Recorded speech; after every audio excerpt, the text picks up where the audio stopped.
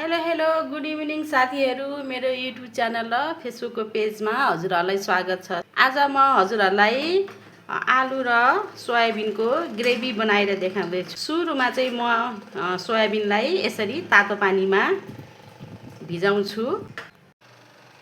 देख्न सक्नुहुन्छ मैले चाहिँ यो सोयाबिनलाई चाहिँ यसरी तातो पानीमा भिजाएर राखेकी थिएँ। अब यो पानी फालेर चिसो पानीले म 2-3 चोटि पखाल्छु। त्यसपछि यो चाहिँ यसरी निचर्दै बोलमा राख्छु। निचरेर पनि राखिसकेको छु। र यता देख्न सक्नुहुन्छ मैले कराईमा तेल राखेर नि तातिसकेको छ। प्याजहरू राख्दैछु।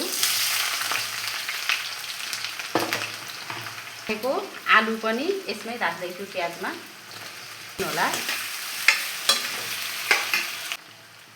बेसार राखिदिनु होला र नुन राखिदिनु होला र एकछिन यसलाई पकाउनु। देख्न सक्नुहुन्छ यतिकै भयो। र यसमा चाहिँ हजुरहरूले काटेर राखेको टमाटर राखिदिनु होला र टमाटरलाई पनि एकछिन भुट्नु होला। चाहिँ पिसेर राखेको लसुन र अदुवाको पेस्ट राखिदिनु होला। राखेर यसलाई पनि चलाइदिनु होला। ल यतिको भएको छ लसुन राखेर पनि। अब यसमा चाहिँ हजुरहरूले यो अघि मैले भिजाएर राखेको धोएको यो सोयाबिन छ नि यसलाई राख्न सक्नुहुन्छ। हजुरहरूले सोयाबिनलाई फ्राई गरेर पनि राख्न सक्नुहुन्छ। पहिला तेलमा फ्राई गर्ने निकाल्ने अनि त्यसपछि बल्ल पछि राख्न सक्नुहुन्छ। मलाई चाहिँ तर फ्राई गरेको भन्दा यसरी नै तातो पानीमा भिजाएर बनाएको मिठो लाग्छ। र मैले सोयाबिन पनि यसमा राख्दैछु।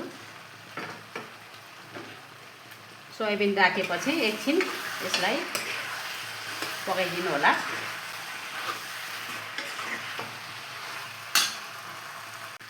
जिरा धनियाँको धुलो, सुकेको खुर्सानी, कतिको पिरो खानुहुन्छ र कश्मिरी कलर खुर्सानी राखेर चलाइदिनु होला। देख्न सक्नुहुन्छ मसला पाकेर यतिको भइसकेको छ। अब यसमा चाहिँ हजुरहरूले चाहिँ पानी राख्न सक्नुहुन्छ है आवश्यकता अनुसार।